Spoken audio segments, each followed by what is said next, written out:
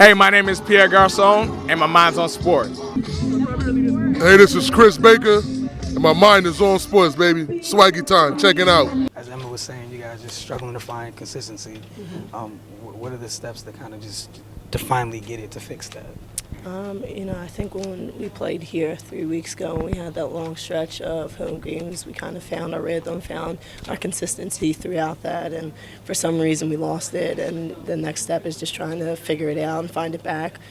Today's a lot better than we've been playing, for sure, but we need to progress off of that and to get back to the point where we were when we had that huge home stretch. I think we are at our best there, both offensively and defensively, and right now we're missing that last puzzle piece. So getting into practice, repping things out, and figuring things out as a team and as a cohesive unit.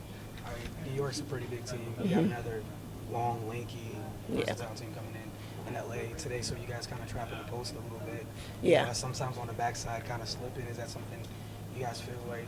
I'm not saying it's going to be the same way that you attack LA, but because of the type of bodies that you guys feel like you just have to shore that backside up? Yeah, LA's a great team with such versatile players. Like you said, they're huge, and a lot of the time they're playing three bigs with Candace Parker at the three. So, it definitely puts us in a situation.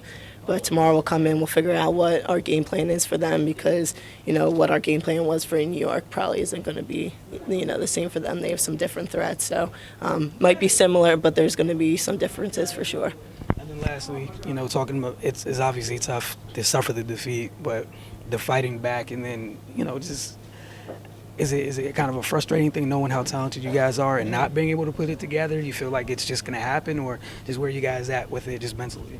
Yeah, no, it's definitely frustrating. We're a very talented team. We're a very versatile team ourselves. And, the fight back from 11 points down within like 3-4 minutes shows how good we can be when we're on the same page. So, it's not deterring or anything like that, but we're going to get back in the gym and just work at it every day. This is a game of imperfections, and you're never going to be perfect, but it's kind of minimizing those imperfections and just trying to put together some consistency. All right, I lied, I know I said lastly, but I No, have you're a good. basketball question just real quick. You, amongst a lot of other players in the league, very active with some of the social issues going on. Yeah. A lot of people are asking pro athletes to speak out.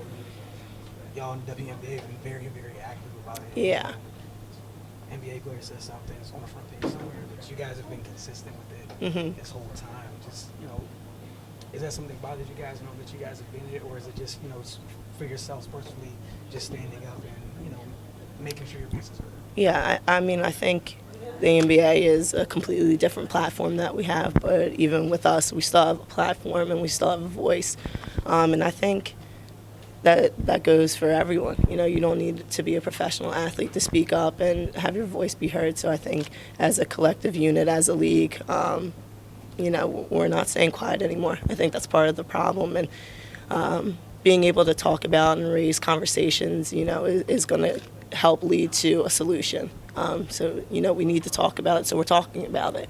And, we're not deterring any conversation back. I want to hear other people's point of view.